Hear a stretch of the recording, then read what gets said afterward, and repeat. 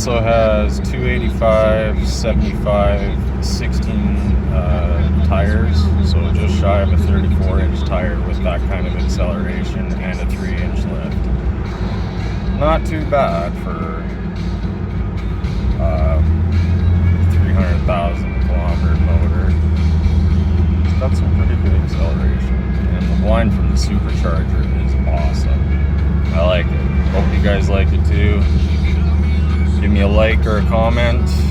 Have a good one.